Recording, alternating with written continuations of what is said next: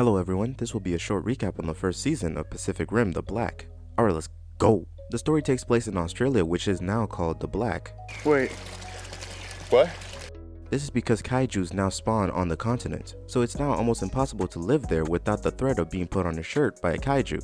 However, that doesn't stop Hailey and Taylor Travis, who were left there by their parents Brina and Ford Travis, who are actually Jaeger pilots, and they leave to get some help for their kids, but they might as well have said that they're going to go get some milk because they didn't show up for 5 years. After those 5 years, Hailey and Taylor leave to look for their parents, but only because they were attacked by a category 4 kaiju by the name of Copperhead. That also killed everybody that they knew, but with the help of the Jaeger they found, they were able to escape Copperhead. I say escape because it's only a trainer Jaeger and it has no weapons, but it does have a really cool AI called Loa.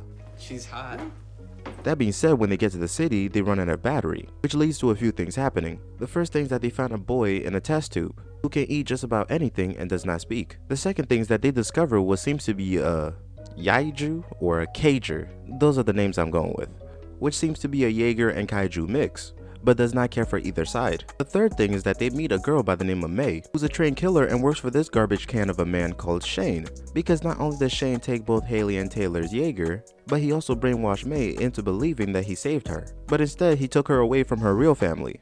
And May only found this out because her good friend Joel, who's a Jaeger tech, told her. But that's not all Joel did, because he also had Taylor solo pilot a Jaeger, which you're not supposed to do because it messes with your head, but he did it anyways with Herc Hansen's memories, who was also in the Pacific Rim Uprising movie. Anyways, because Taylor did this, he now has Herc Hansen's memories of piloting. I see this as an absolute win. But sadly though, not all heroes get to make it to the end of the show, because Joel is quickly put on a shirt by Shane for helping May, so rest in peace Joel. May then goes to search for anything to do with her parents. But that's when the Yaiju, you know what I'm talking about. That's when the Yaiju attacks Hailey, Taylor, and the boy, which brings both good news and bad news. The bad news is the Yaiju actually has a name, and its name is actually Apex.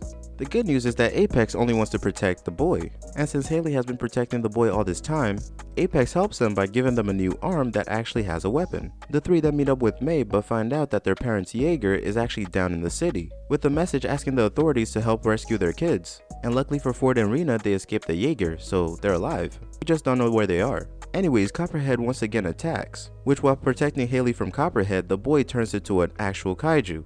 And with a little bit of teamwork, excluding the boy, they were able to finally destroy Copperhead. And the season ends with a group called the Sisters of the Kaiju, watching the fight and calling the boy the Kaiju Messiah, however weird that is. And yeah, I hope I answered all your questions, but if I didn't, be sure to leave a comment. That's it. If you enjoyed that video and want to see more like it, leave a like and subscribe. Adios!